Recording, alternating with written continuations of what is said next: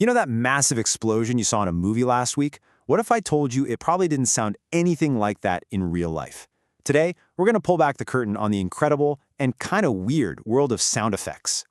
Seriously, almost every single time you're watching a movie or playing a game, your ears are being masterfully tricked. That bone-crunching punch, the roar of a dinosaur? Nope, almost none of it is real. It's all an amazing illusion, a work of art designed to suck you right into the story. So, let's get into it. We're about to uncover all the secrets behind the sounds that make our favorite movies and games feel so real.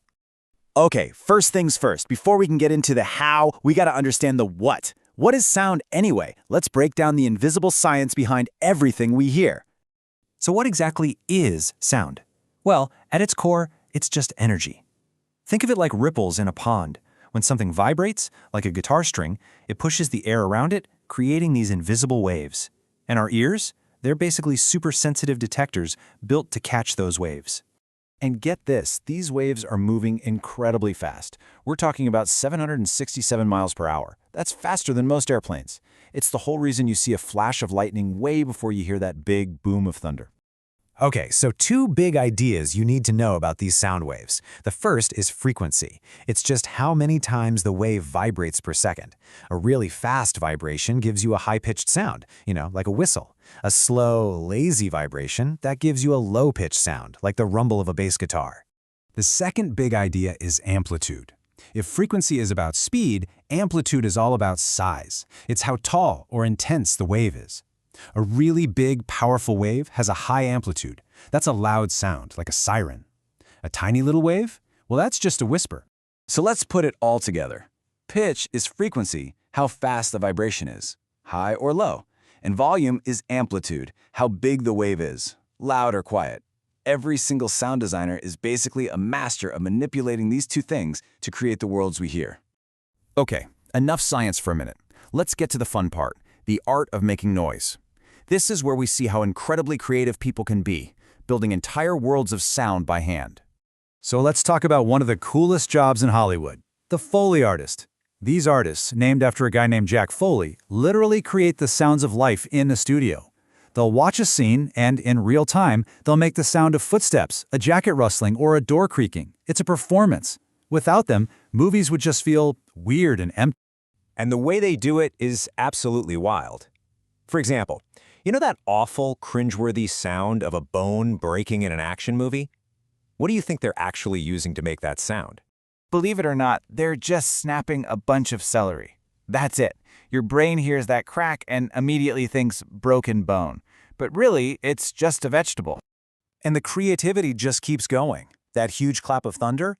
It's probably just a big, wobbly sheet of metal being shaken. The sound of gentle rain? Try frying some bacon. It sounds almost identical. Need the crunch of footsteps on a gravel path? They just walk around in a shallow box filled with, well, gravel.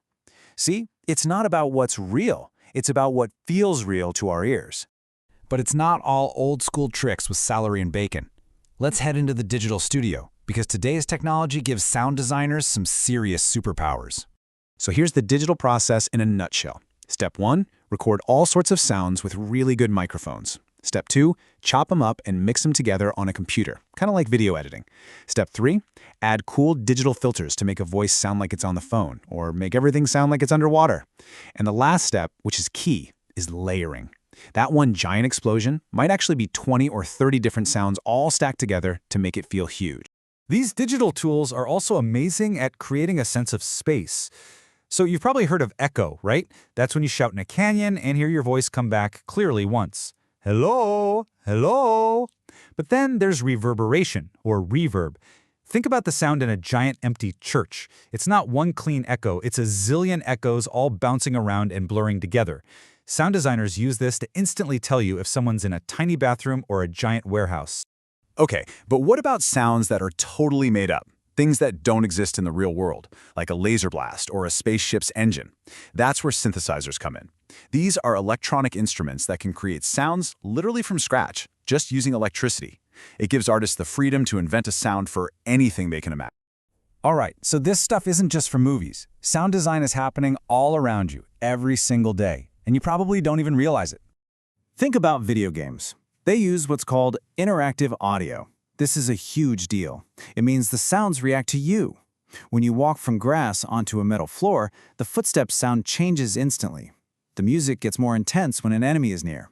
This is what makes a game world feel so alive and believable. And it's in our real lives too.